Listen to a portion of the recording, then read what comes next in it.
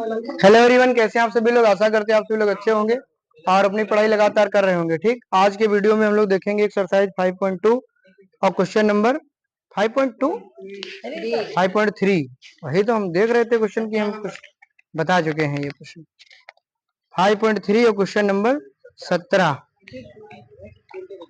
देखो। अच्छा, exercise 5.3 question number 17 कह रहा है, एक स्कूल के विद्यार्थियों ने वायु प्रदूषण कम करने के लिए स्कूल के अंदर और बाहर पेड़ लगाने के बारे में सोचा। यह निर्णय लिया कि प्रत्येक कक्षा का प्रत्येक अनुभाग अपनी कक्षा की संख्या के बराबर पेड़ लगाएगा।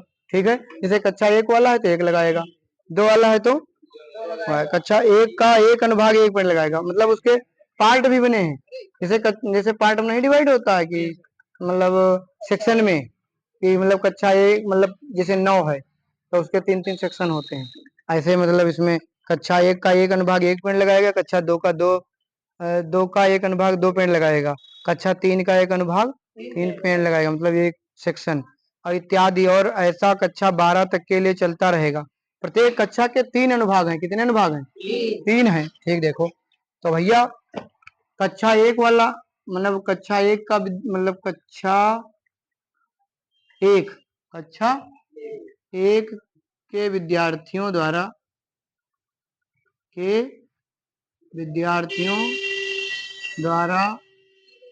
लगाए गए पेड़ों की कितनी होगी? 1 पेड़ लगाएगा, लेकिन अनुभाग कितने हैं? 3, तो तीनों 1-1 लगाएंगे, तो 3 एकम 3 पेड़ लगाएंगे। इसी प्रकार कक्षा 2 के विद्यार्थियों द्वारा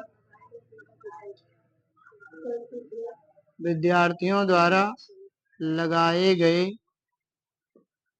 पेड़ों की संख्या, तो कक्षा 2 वाले 2-2 पेड़ लगाएंगे, लेकिन अनुभाग 3 है, 3-3 मतलब सबके हैं कक्षा में पार्ट, तो 3 दूनी 6 पेड़ ये लोग लगाएंगे। इसी प्रकार कक्षा 3 के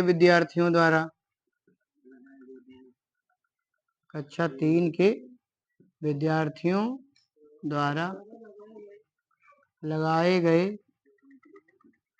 पेड़ों की संख्या, देखो 3 वाले तो 3-3 पेड़ लगाएंगे, अनुभाग भी 3 है तो ये लोग 9 पेड़ लगाएंगे।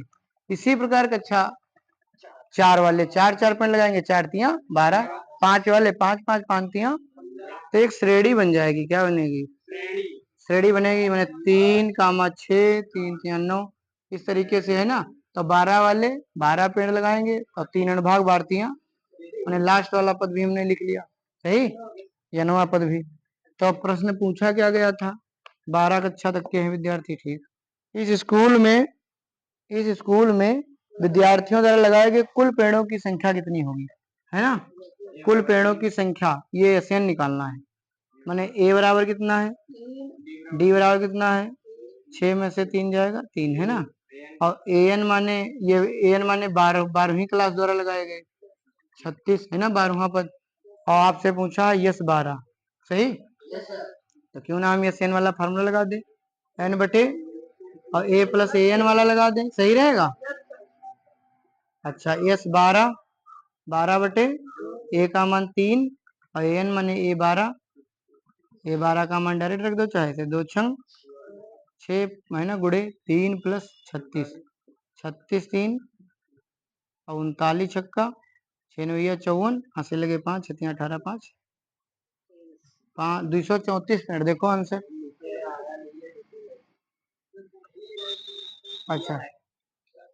अच्छा ऑनलाइन वालों को दिखा नहीं नीचे, अरे बाबा हिल भी गया है। लो भाई, ऑनलाइन वाले सब लोग देख लो। ठीक, नेक्स्ट क्वेश्चन हम सभी लोग देखेंगे, क्वेश्चन नंबर 18। क्या 18 नंबर? केंद्र ए से प्रारंभ करते हुए बारी बारी से, देखो मैं चित्र बना रहा हूं। ठीक, पहले केंद्र कितना लिया गया? ए। ठीक, यहाँ केंद्र तो यहाँ पेंसिल रखी गई, इतना खींच लिया गया। ठीक, फिर केंद्र किसको लिया गया है? बी को, फिर इसको केंद्र बना लिया, समझे। तो यहां से लिया और यहां तक जाएगा, सही।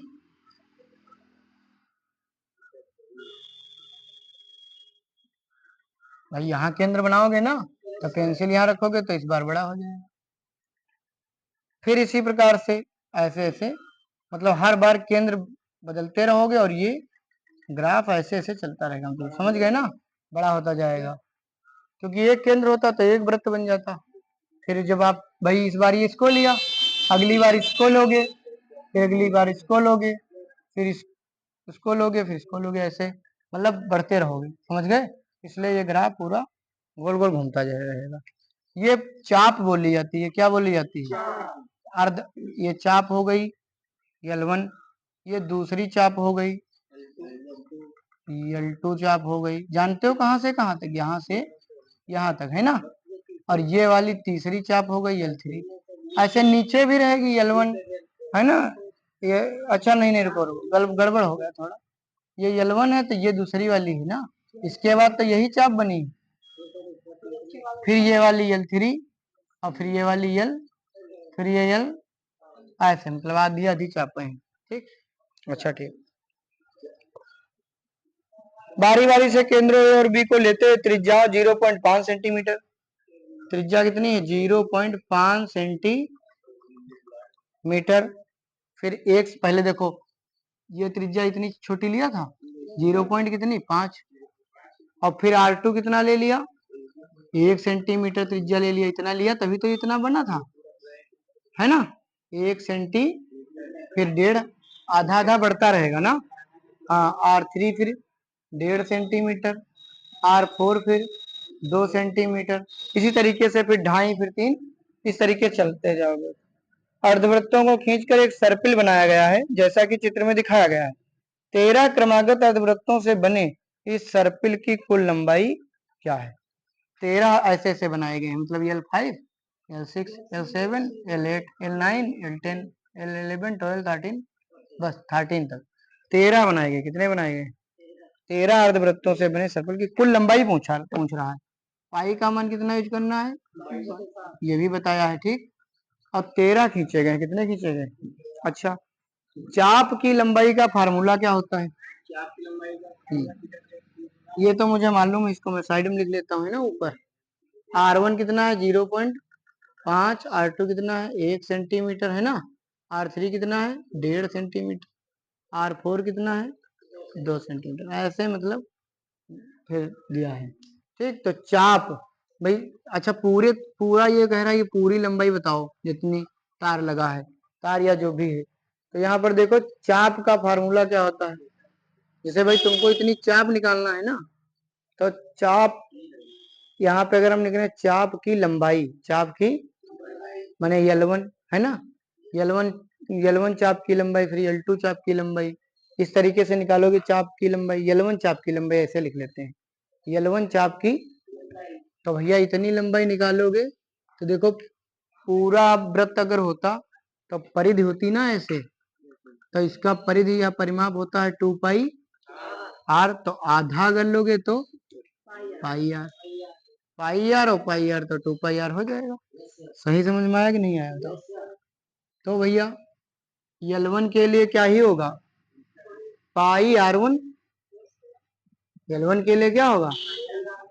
पाई, पाई तो तुम्हारा यही हो गया, पाई लिख लो। अब R1 का मान कितना है? 0.5, सही बात। इसी प्रकार L2 चाप की लंबाई, पाई R2 लिखोगे, है ना।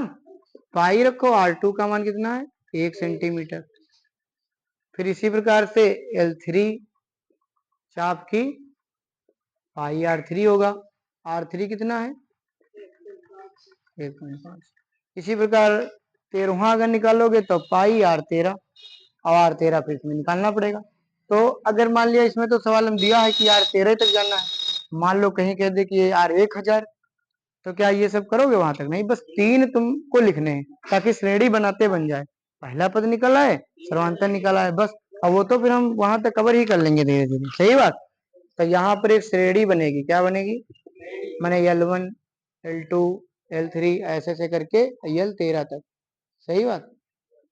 अगर हम निकालना चाहें तो L13 निकाल लेंगे। 13वां पद A+12D, जब यहाँ D तो पता चल जाएगा, नहीं A भी पता चल जाएगा। तो L1 कितना आया? माने पाई गुड़े 0.5 प्लस पाई गुड़े 1 प्लस पाई गुड़े 1.5 प्लस एंड सो ऑन। और यहाँ अगर हम निकालना चाहें तो निकाल सकते हैं 13वां पद, नहीं निकाल सकते हैं R3 होगा, लेकिन नहीं निकाले तब भी कोई बात नहीं, ठीक 13 तक जाना है।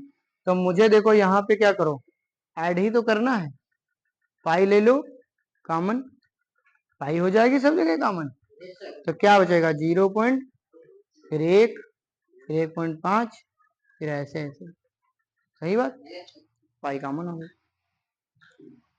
पाई कॉमन हो गई। तो ये भैया यहाँ पे देखो a बराबर कितना है श्रेणी में 0 पॉइंट, डी बराबर कितना है 1 माइनस 0.5, माने 1 में से आधा जाएगा तो आधा ही तो बचेगा, माने 0.5 बचेगा।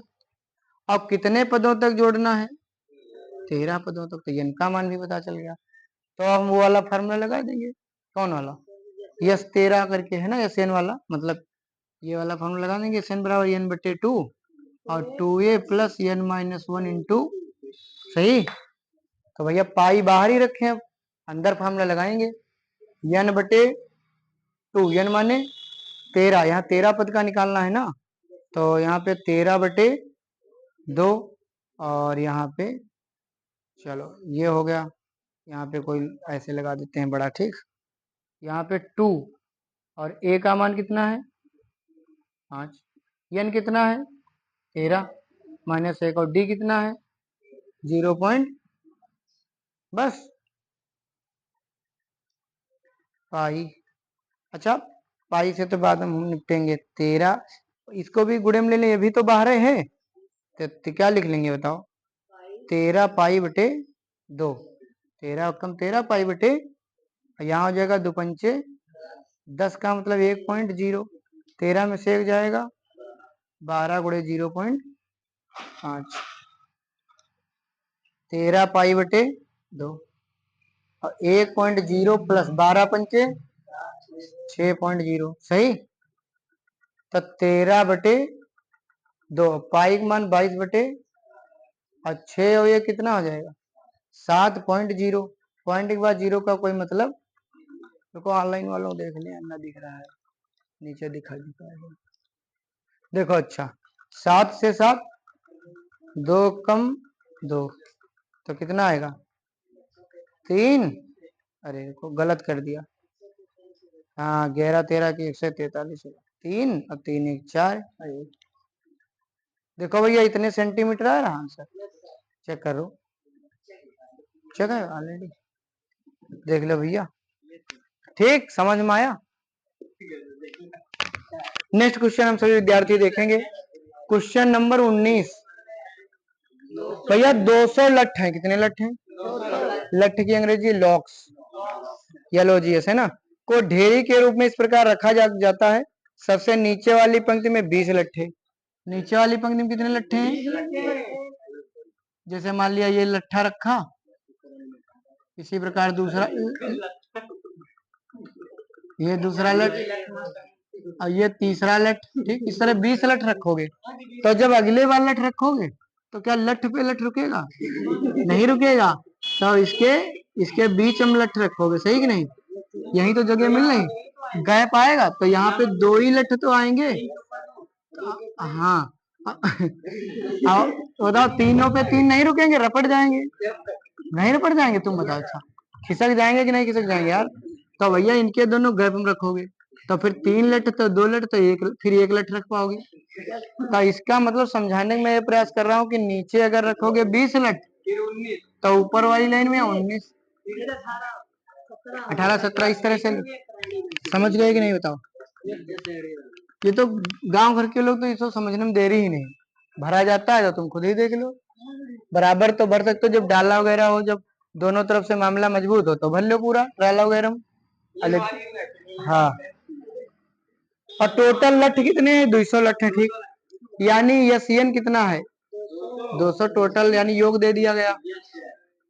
इस सबसे नीचे वाली पंक्ति में कितने लट्ठे हैं, फिर कितने हैं 18, एक एक लट्ठ कम है ना, तो भैया ठीक है 3 तक हमने लिख लिया, इतना बहुत है, तो कह रहा सबसे ऊपरी पंक्ति में कितने लट्ठे हैं?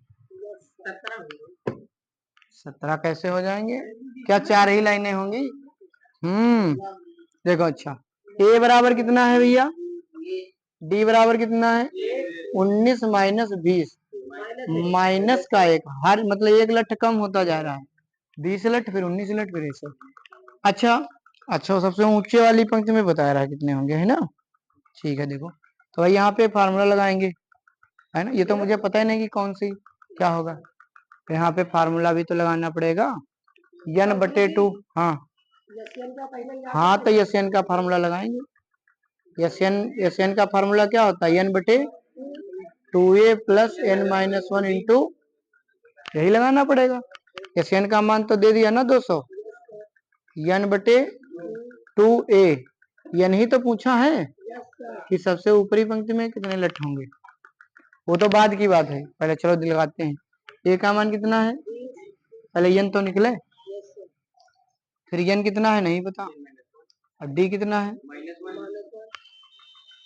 अच्छा भाई, ये 200, ये दो इधर गुणे में आ जाएगा, कितना हो जाएगा? अब 20 दूनी 40 माइनस n, और माइनस माइनस तो ये हो जाएगा n, 40 जना एक जना 41 माइनस n। इसका गुणा कर लो। चलो 4 इस तरह के बना देते हैं, ठीक, आसान रहेगा। 40 एक 41, ठीक, समझ गए? 41 n और माइनस n इधर ले आओ, तो ये काहे का n हो जाएगा? माइनस के 41 n, और ये तो है ही इधर प्लस का 400 बराबर, इस तरह के 4 बनाते 4, ठीक।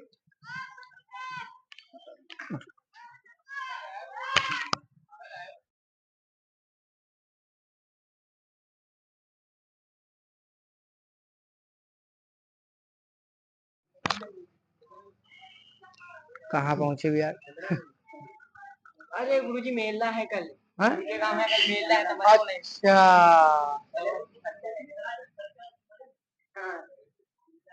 दो पल रुका। अरे देखो भैया, 400 है, 20 20 हम करोगे तो 20 20 40 ही होगा, 41 तो होगा नहीं। कोई है बन रहा जो 400 का ऐसा? 25 और 16 बना। याद आया, 25 16, 16 पंचे 80, 8 हासिल, 16 दुना 32, 8 बना 400। अब 25 16 जोड़ लो तो कितना आएगा? 6 5 11 2 3 4, है ना? बन गया कि नहीं? तो भैया बना लो, नहीं तो धराचारी का सहारा लेना पड़ता। वो लाइन नहीं लिखा तब जान पाए कि नहीं भाई? माइनस के 25 यन होंगे गरीब, ये भी गरीब, माइनस माइनस चिन्ह माइनस का रहेगा, जुड़ के 41 हो जाएगा। तुम्हारा मन करे वो लाइन भी लिख लेना, मन कर रहा अंदर से, जैसे मान लो गुदगुदी हो रही, देखो यन कॉमन ले लो, तो यन माइनस 25 बचेगा, माइनस का 16, एन प्लस माइनस माइनस, फिर यहाँ 25 आएगा बराबर, फिर एक ब्रैकेट में लिख लो एन माइनस, एक ब्रैकेट में एन माइनस। तुम्हें लग रहा होगा खुद की दोनों गुरुजी माइनस के हैं, इसका तो दोनों आंसर होंगे। ये चीज लग रही होगी तुमको, पता लग रही कि नहीं? भाई ठीक है। यदि यदि n माइनस 25 बराबर, तो n बराबर, फिर लिखोगे यदि n माइनस 16 बराबर, तो n बराबर 16। तो जो सबसे ऊपर वाली होगी, मतलब समझ रहे हो, तो उसमें कितने लठ होंगे? 25 लठ हो ही नहीं सकते, क्योंकि सबसे नीचे तो 20 है रखे हैं। बात समझो, कोई बात नहीं। देखो सबसे नीचे कितना है बताओ भाई, सवाल पे ध्यान दो, सबसे नीचे कितना लठ है? तो ऊपर 25 कैसे आ सकता है? तुम खुद सोचो, या 19 रखे 18 रखे, तो ऊपर 25 लठ रोक लोगे है? कैसे कम होंगे ना लठ, माने फिर कितने लठ होंगे? 16 लठ होंगे। कितने लठ होंगे? आंसर कितना आ रहा? 16 आ रहा? सही बताओ, चेक करो, काफी दिन हो गए पढ़ाए ना। 16 पंक्तियां 5 लड़कों को सबसे ऊपरी पंक्ति में रखा है। 5 लठ होंगे, 16 थोड़े नहीं। यही तो कह रहा है, माने 16वां पद निकला है ये। ठीक, पदों की संख्या। हाँ, मतलब कितनी लाइन बनेगी ये निकल गया ना। 16 लाइन बनेगी। कितनी लाइन बनेगी? 16 बनेगी या तो 25 बनेगी, है ना। लाइनें, ये तो लाइनें आई हैं, लाइनों की संख्या ही है ये। हाँ, लेकिन अब अभी पता नहीं 16 बनेगी 25, ये तो लाइनें आई हैं। 25 भी लाइनें हो सकती हैं, 16 भी हो सकती हैं। तो ये भैया लाइनों की संख्या आ गई। ठीक, अब हम लोग क्या निकालेंगे कि भाई देखो, तो अगर हम मान लें कि 25 लाइनें बनेगी, कितनी लाइनें बनेगी? तो सबसे ऊपर वाली लाइन 25वीं पंक्ति होगी, तो हम यहाँ लिखेंगे 25वीं पंक्ति में लट्ठों की। तब 25वीं पंक्ति में लट्ठ कितने होंगे? ए प्लस 24D। 25वां पद क्या होगा? ए प्लस 24D। ए का मान कितना है? प्लस 24, और डी का मान कितना है? तब 20 और 24 एक कम, 24 में से 20 जाएगा, -4। तो क्या -4 लठ हो सकते ऊपर? माइनस उनका नहीं आएगा। एक लठ आ सकता है, अधिकतम एक लठ आ सकता है, या एको लठ नहीं होंगे, 0 लठ आ सकता है। उत्तर है, माइनस थोड़े आ सकता है। तो इसका मतलब फिर 25 पंक्तियां भी नहीं बनेंगी, और ना तो -4 लठ होंगे। इसका मतलब कितनी पंक्तियां बनेंगी? 16 पंक्तियां बनेंगी। 16, तो मान लिया 16 पंक्तियां बनी, तो 16वीं पंक्ति में लट्ठों की संख्या। मान लिया कि 15 लाइनें बनी, तो 15वीं पंक्ति में लट्ठ कितने होंगे? ए प्लस 15D। समझ गया कितना होगा? ए प्लस, ए का मान कितना है? 20। अब 15 और डी का मान कितना है? 20 माइनस 15, कितने लट्ठ आएंगे? तो माने, तो ये भी क्लियर हो गया ना कि कितनी पंक्तियां बनेगी? 16, और 16वीं पंक्ति में कितने लट्ठ होंगे ऊपर? 5 लट्ठ होंगे। समझ रहे हो?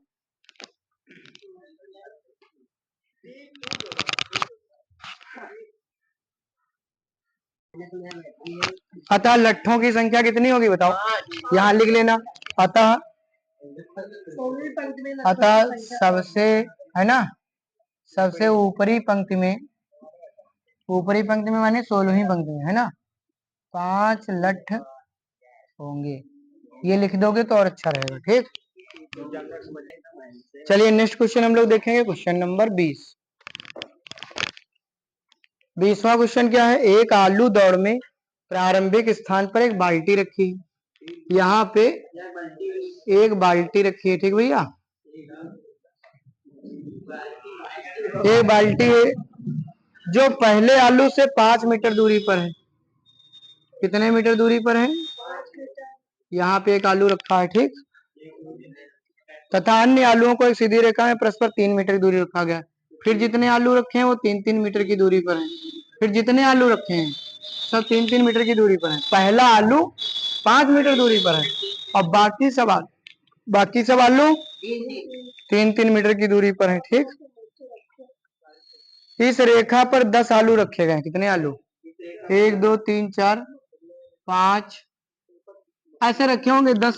मान लिया, अभी मान लो कह देता 100 आलू, तो क्या हम 100 तक बनाते? नहीं बनाते, हम बस 3 तक बनाएंगे। ठीक, हाँ, ताकि ये कमजोरी ना हो। फिर प्रत्येक प्रतियोगी मतलब जो भी पार्टिसिपेट कर रहा है, बाल्टी से चलना प्रारंभ करती है। यहाँ से लड़की चलती है। ठीक भैया, और आलू को उठाती है और इसमें डाल देती है, और फिर ये नहीं एकदम सब आलू उठा लो तब डाल देना, ऐसा नहीं करना है। एक एक मतलब एक आलू उठाओ डालो, फिर अगला आलू उठाओ डालो, फिर अगला आलू उठाओ, ये काम करना है। तो एक बार आलू उठाएगी डालेगी तो कितनी दूरी तय करेगी?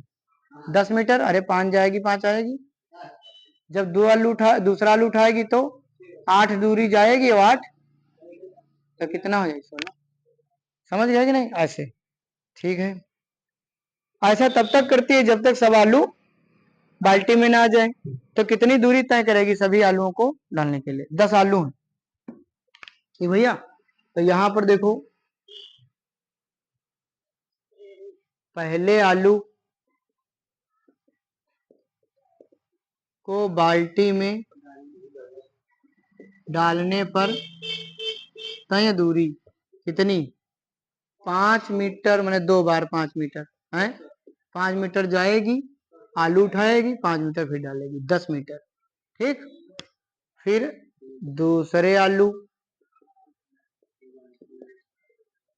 को बाल्टी में डालने पर तय प्रतियोगी द्वारा तय दूरी है ना। तो भैया देखो 5 3 8, 5 प्लस ये कितनी बार, 2 बार, माने 8 जाएगी और 8 माने 8 दूनी 16 मीटर। सही, फिर एक और लिख लेते हैं बस, तीसरे आलू को बाल्टी में डालने पर तय दूरी। तो भैया तो उसे तो गुणा करना ही पड़ेगा, मैंने 5 3 8 3 11 मैंने 5 प्लस 3 2 बार है ना। सही बात, तो 3 दूनी 6 और 5 मैंने 11 जाएगी 22 मीटर। तो एक श्रेणी बन गई कि नहीं बन गई, क्या बनी, 10 कामा 16 कामा 22 है ना। माने ए बराबर और डी बराबर 16 माइनस 10 तो आएगा 6। कितने आलू हैं, आलूओं की संख्या है, तो यस 10 निकालना है। क्यों, यस 10 निकालना है कि नहीं निकालना है, तो यस एन का फार्मूला लगाना है, कौन सा, एन बटे 2, 2a plus n minus 1 into, तो यस 10 यहाँ पे 10.2, यहाँ 2 इंटू 10 प्लस 10 माइनस 1 टू 6 है ना। 10 दो पंचे 10, दो पंचे 10 और यहाँ पे 2 दहम 20, 10 में से 1 गया 9, 9 छाक 54 है ना। और 54 20 कितना हो गया, 5 चक्कू 20, 5 सते 35, 2 370 मीटर। ठीक है, तो ये अभ्यास समाप्त हुई। ठीक, मिलते हैं आपसे इसे नेक्स्ट वीडियो में, अगले वीडियो में 6.1 त्रिभुजों के साथ। तब तक के लिए आप सभी का बहुत बहुत धन्यवाद। Thank you so much.